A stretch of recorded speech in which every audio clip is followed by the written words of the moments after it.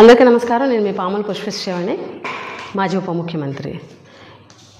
ఏదైతే జగన్మోహన్ రెడ్డి గారి దగ్గర సెక్రటరీగా పనిచేసిన, మాజీ ముఖ్యమంత్రి జగన్మోహన్ రెడ్డి గారి దగ్గర సెక్రటరీగా పనిచేసిన మాజీ ఐఏఎస్ అధికారి ధనంజయ రెడ్డి గారిని, అలాగే జగన్మోహన్ రెడ్డి గారు ఓఎస్డి కృష్ణమోహన్ రెడ్డి గారి అరెస్టులు నిజంగా బాధాకరం.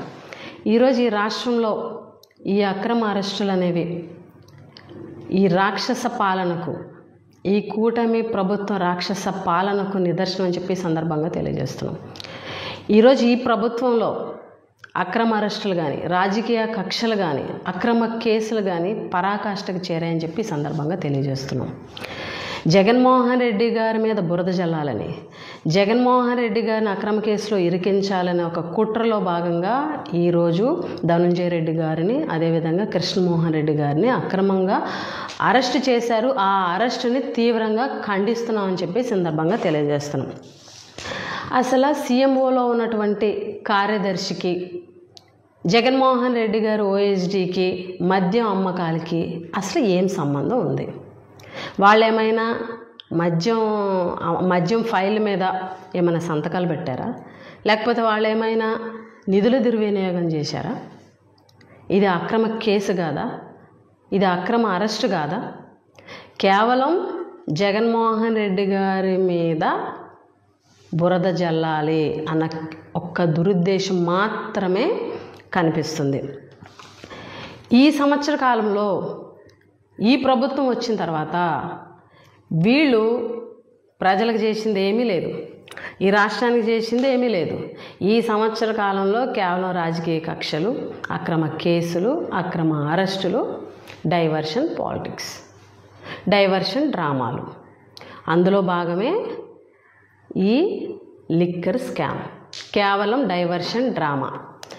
అసలు స్కామ్ అని దేన్ని అంటారు?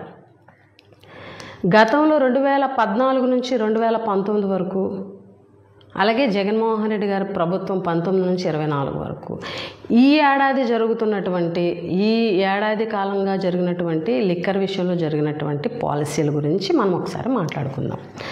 గతంలో 2014 నుంచి 2019 వరకు చంద్రబాబు నాయుడు గారు ముఖ్యమంత్రిగా ఉన్నప్పుడు సుమారుగా 4380 మద్యం దుకాణాలు ఉంటే, జగన్మోహన్ రెడ్డి గారు ప్రభుత్వం వచ్చిన తర్వాత 2934 మద్యం దుకాణాలకి కుదించడం జరిగింది.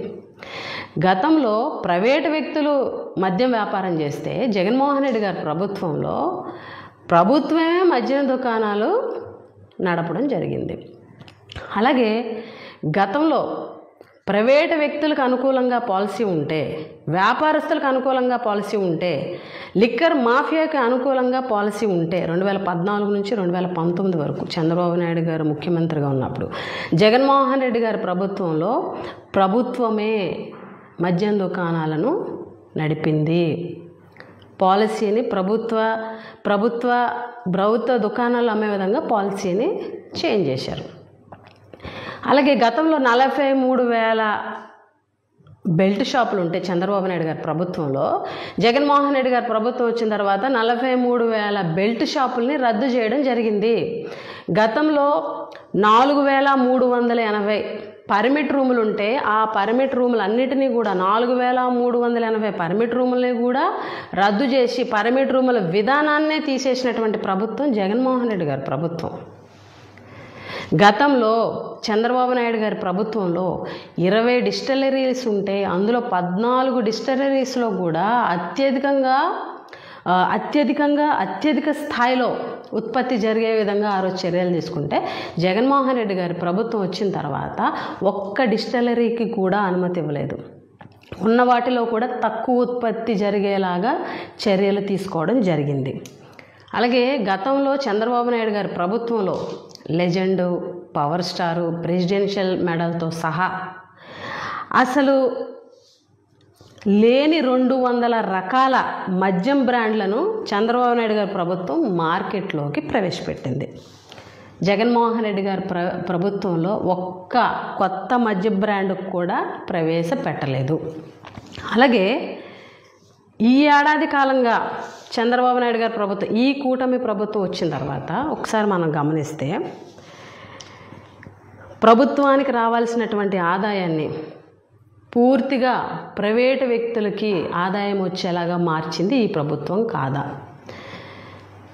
గతంలో పాలసీ అనేది, లిక్కర్ పాలసీ అనేది ప్రభుత్వానికి ఆదాయం వచ్చేలాగా ఉంటే ఈ కూటమి ప్రభుత్వం వచ్చిన తర్వాత లిక్కర్ పాలసీ అనేది ప్రైవేటు వ్యక్తులకి అనుకూలంగా లిక్కర్ పాలసీని మార్చలేదా? 10% ఉన్నటువంటి కమిషన్ని 14.5% కమిషన్ని పెంచి వాళ్ళకి లబ్ధి చేకూర్చింది ఈ ప్రభుత్వం కాదా? అదేవిధంగా ఈరోజు ఈ రాష్ట్రంలో బెల్ట్ షాపుల ద్వారాగా విచ్చలవిడిగా మద్యం అమ్ముకునేలాగా చేస్తూ ఈరోజు మద్యం వ్యాపారులకి లబ్ధి చేకూర్చేది ఈ ప్రభుత్వం కాదా? అలాగే 3 స్టార్ హోటల్లో బార్ల ఏర్పాటుకి లైసెన్స్ యొక్క ఫీజుల్ని తగ్గించింది ఈ ప్రభుత్వం కాదా? గత ప్రభుత్వం కంటే 9% అమ్మకాలు పెరిగేలా చేసింది ఈ ప్రభుత్వం కాదా? అలాగే ఈరోజు జగన్మోహన్ రెడ్డి గారి మీద ఆరోపణలు చేస్తూ, గత ప్రభుత్వం మీద ఆరోపణలు చేస్తూ, మా పార్టీ పైన, అప్పుడున్నటువంటి ప్రభుత్వంలో పనిచేసిన అధికారుల పైన అందరి మీద కూడా ఈరోజు అక్రమ కేసులు పెడుతున్నది వాస్తవం కాదు. ఎందుకనంటే ఇన్ని రకాలుగా ప్రైవేటు వ్యక్తులకు లబ్ధి చేకూరేలాగా పాలసీనే మార్చినటువంటి ప్రభుత్వంలో స్కామ్ జరుగుతుందా? ప్రభుత్వమే మద్యం దుకాణాలను రన్ చేస్తే స్కామ్ జరుగుతుందా? అంటే మద్యం అమ్మకాలు అనేవి పెరిగితే లంచాలు ఇస్తారా? మద్యం అమ్మకాలు అనేవి తగ్గితే లంచాలు ఇస్తారా? గతంలో జగన్మోహన్ రెడ్డి గారి ప్రభుత్వంలో 33% మద్యం షాపులను తగ్గించారు. అదేవిధంగా జగన్మోహన్ రెడ్డి గారి ప్రభుత్వం ఇందాక చెప్పినట్టుగా 43,000 బెల్ట్ షాపుల్ని రద్దు చేయడం జరిగింది. అలాగే చంద్రబాబు నాయుడు గారి ప్రభుత్వం వచ్చిన తర్వాత ఈ సంవత్సర కాలంలో సగటున రోజుకి 83 కోట్ల రూపాయలు విలువ చేసే మద్యాన్ని తాగుతున్నట్లుగా బెవరేజెస్ కార్పొరేషన్ వాళ్ళ లెక్కలే చెప్తున్నాయి. రోజుకి 83 కోట్లు విలువ చేసే మద్యాన్ని. అలాగే గత ఏడాది కంటే చంద్రబాబు నాయుడు గారి ప్రభుత్వం వచ్చిన తర్వాత సుమారుగా 25 లక్షల కేసు లిక్కర్, అలాగే 16.47 లక్షల కేసుల బీర్ల అమ్మకాలు పెరిగాయి. అంటే గత ఏడాదితో పోలిస్తే ఈ ప్రభుత్వం వచ్చిన తర్వాత లిక్కరు 7.38%, అలాగే బీర్ల అమ్మకాలు 14.13% పెరిగినాయి. గతంతో పోలిస్తే ఈ ఏడాదిలో సుమారుగా 14 జిల్లాల్లో భారీగా మద్యం అమ్మకాలు పెరిగాయి. అంటే అమ్మకాలు పెరిగితే, వ్యాపారం జరిగితే, ఎక్కువ శాతం అమ్మకాలు పెరిగితే లంచాలు ఇస్తారా? తక్కువ శాతం అమ్మకాలు జరిగితే లంచాలు ఇస్తారా? అంటే కేవలం అన్ని రకాలుగా మద్యం వ్యాపారులకి లాభం చేకూరేలాగా అన్ని పాలసీలను, అన్ని విధానాలను తీసుకొచ్చి ముందుకెళ్తున్నటువంటి చంద్రబాబు నాయుడు గారి ప్రభుత్వంలో స్కామ్ జరుగుతుందా? జగన్మోహన్ రెడ్డి గారి ప్రభుత్వంలో ప్రభుత్వమే మద్యం దుకాణాలని రన్ చేస్తూ ప్రభుత్వానికి ఆదాయం తీసుకొచ్చి, అదేవిధంగా బెల్ట్ షాపుల్ని రద్దు చేసి, ఒక్క డిస్టిలరీకి కూడా జగన్మోహన్ రెడ్డి గారి ప్రభుత్వంలో పర్మిషన్ ఇవ్వలేదు. ఈరోజు రాష్ట్రంలో ఉన్నటువంటి అన్ని డిస్టిలరీస్కి కూడా చంద్రబాబు నాయుడు గారి ప్రభుత్వంలోనే పర్మిషన్స్ ఇచ్చారు. గతంలో జగన్మోహన్ రెడ్డి గారి ప్రభుత్వంలో నాణ్యత లేని మద్యం వచ్చేసిందని ఎన్నో ఆరోపణలు చేశారు కదా. మరి ఆ డిస్టిలరీస్నే ఈరోజు ఎందుకు కంటిన్యూ చేస్తున్నారు? ఆ డిస్టిలరీస్ నుంచి ఈరోజు ఎందుకు మద్యం ఉత్పత్తి చేస్తున్నారు? ఎందుకు తీసుకుంటున్నారు? ప్రభుత్వం ఎందుకు తీసుకుంటుంది? ఆ డిస్టిలరీస్ ఒక్కదాని మీద కూడా ఎందుకు చర్యలు తీసుకోలేదు? ఎందుకంటే ఆ డిస్టిలరీస్ అన్నీ తీసుకొచ్చింది చంద్రబాబు నాయుడు గారు కాబట్టి. నాసిరకం మద్యం అమ్మేశారు, ప్రజల ఆరోగ్యంతో ఆడుకుంటున్నారు జగన్మోహన్ రెడ్డి గారు అని చెప్పి మీరే చెప్పారు. గతంలో ఎన్నో ఆరోపణలు చేశారు జగన్మోహన్ రెడ్డి గారు ముఖ్యమంత్రిగా ఉన్నప్పుడు. మరి ఆ ప్రభుత్వంలో ఉన్నటువంటి డిస్టిలరీస్ అవే కదా ఇప్పుడు రన్ అవుతున్నాయి. ఒక్క డిస్టిలరీ మీదైనా మీరు యాక్షన్ తీసుకున్నారా? అంటే మీరు కేవలం కట్టుకథలు, అబద్ధాలు, బురద మాత్రమే జల్లారని క్లియర్గా తెలుస్తుంది. ఈరోజు కూడా ఈ మద్యం కేసు అనేది కేవలం అక్రమ కేసు మాత్రమే. జగన్మోహన్ రెడ్డి గారి మీద బురద జల్లాలని ఒక దురుద్దేశం మాత్రమే. ఆయన్ని అరెస్ట్ చేయాలన్న కుట్రలో భాగం మాత్రమే. ఈరోజు ధనంజయ రెడ్డి గారు, మాజీ ఐఏఎస్ ధనంజయ రెడ్డి గారు అరెస్ట్ కానీ, అలాగే కృష్ణమోహన్ రెడ్డి గారు అరెస్ట్ కానీ తీవ్రంగా ఖండిస్తున్నాము. ఈరోజు ఈ మద్యం కేసులో ఎంతోమందిని బెదిరిస్తూ, అందులో పనిచేస్తున్నటువంటి అధికారులను బెదిరిస్తూ, వాళ్ళ మీద అక్రమ కేసులు పెడుతూ, వాళ్ళ మీద అక్రమ అరెస్టులు చేస్తూ, మీకు అనుకూలంగా స్టేట్మెంట్లు వస్తే వాళ్ళని విడుదల చేసేయడం అంటే ఖచ్చితంగా ఇది కుట్రలో భాగమే, డైవర్షన్ డ్రామా మాత్రమే. ఈ రాష్ట్రంలో జరుగుతున్నటువంటి వీళ్ళ పాలన మీద వ్యతిరేకత, వీళ్ళ పాలన గురించి ఎవరో డిస్కస్ చేసుకోకుండా, ప్రజల్లో డిస్కషన్ లేకుండా కేవలం డైవర్షన్ చేసి, ప్రజల యొక్క ఆలోచనలు డైవర్షన్ చేసి,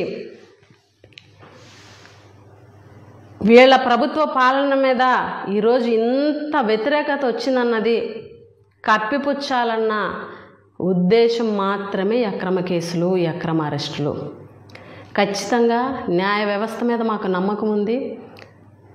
న్యాయ వ్యవస్థ మీద నమ్మకం, ఖచ్చితంగా దీని మీద న్యాయ పోరాటం చేస్తామని కూడా ఈ సందర్భంగా తెలియజేస్తూ ఒకటైతే ఖచ్చితంగా చెప్పగలం. మీరు ఎన్ని అక్రమ కేసులు పెట్టినా, ఎన్ని అక్రమ అరెస్టు చేసినా ఎప్పటికైనా ధర్మమే గెలుస్తుంది. ఏదైతే మీరు అనుకుంటున్నారో మేము చక్కగా డైవర్షన్ చేస్తున్నాము, మా పాలన ఇంత చెత్తగా ఉన్నా కూడా ప్రజలు డిస్కషన్ లేకుండా కేవలం ఇటువంటి అక్రమ అరెస్టుల గురించి, అక్రమ కేసుల గురించి మాట్లాడుకునేలా చేస్తున్నాము అని మీరు ఏదైతే అనుకుంటున్నారో అది మీ భ్రమ మాత్రమే. ప్రజలన్నీ గమనిస్తున్నారు. మీరు చేసేవన్నీ రాజకీయ కక్షలని, అక్రమ అరెస్టులని, మీరు పెట్టేవన్నీ అక్రమ కేసులని ప్రతి ఒక్కరూ గ్రామ స్థాయిలో కూడా ఈరోజు మాట్లాడుకునే విధంగా మీ పరిపాలన ఉందన్నది మీరు గమనించుకోలేకపోతున్నారు. మేము ఖచ్చితంగా న్యాయ పోరాటం చేస్తాము. ఎప్పటికైనా న్యాయమే గెలుస్తుందని నమ్ముతున్నాం. నమస్కారం.